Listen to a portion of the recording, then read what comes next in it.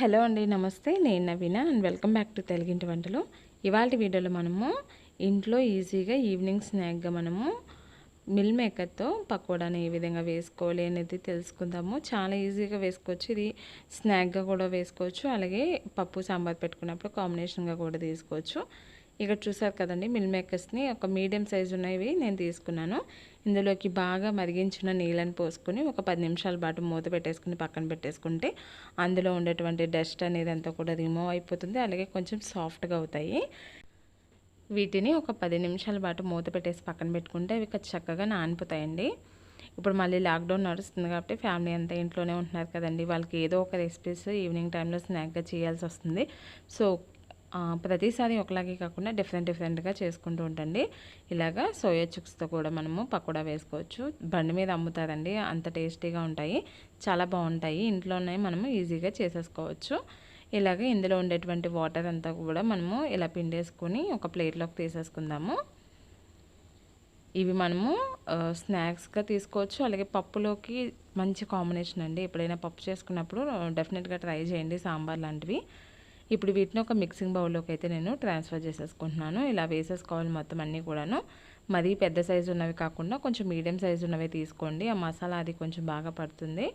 ఇప్పుడు ఇందులోకి సరిపడినంత సాల్ట్, అంటే ఒక 1 టేబుల్ స్పూన్ సాల్ట్ వేసాను.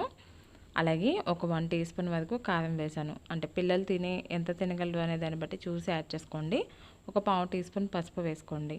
ఇందులోకి ఒక 1 టీ స్పూన్ కార్న్ఫ్లోర్, అలాగే ఒక 1 టీ స్పూన్ బియ్యం పిండి, ఒక 2 టేబుల్ స్పూన్ల వరకు శనగపిండి వేసుకోండి. ఇదంతా కూడా మనము కోటింగ్గా యూస్ చేసుకుంటాము, దానికి బైండింగ్లా మనకి పనిచేస్తుంది. ఇప్పుడు ఇందులోకి చిటికెడు ఫుడ్ కలర్ అండి, ఇది పూర్తిగా ఆప్షనల్, కాకపోతే కొంచెం చూడడానికి లుక్ అనేది బాగుంటుంది. ఇలా ఒకసారి మొత్తం అంతా కూడా కలిపేసుకుని కొద్దిగా వాటర్ వేసుకోండి. 1 లేదా 2 టేబుల్ స్పూన్ల వరకు వాటర్ వేసుకొని కలుపుకోండి. మరీ పిండి లూజ్గా ఉండకూడదండి, జస్ట్ మనకి విడివిడిగానే ఉండాలి.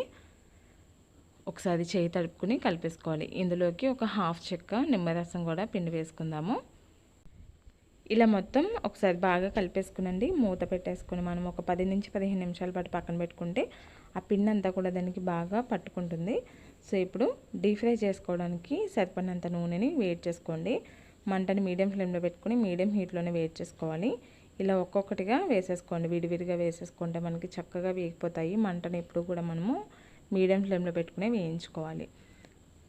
చాలా ఈజీగా చాలా ఫాస్ట్గా చేసుకునేటువంటి స్నాక్ రెసిపీలో ఇది ఒకటండి, తప్పకుండా ట్రై చేయండి, బాగుంటుంది. ఇలా మొత్తం అన్నీ కూడా వేసేసుకొని ఆయిల్కి సరిపడినన్ని వేసుకోండి. కొంచెం ఖాళీగా వేసుకుని వేయించుకోవాలి. మధ్య మధ్యలో కలుపుకుంటూ ఉండండి. మన ఛానల్లో చాలా ఉన్నాయండి స్నాక్ రెసిపీస్, మీకు కావాలంటే డిస్క్రిప్షన్లో లింక్ ఉంటుంది, అలాగే లేదా ప్లేలిస్ట్లో కూడా చెక్ చేసుకోండి.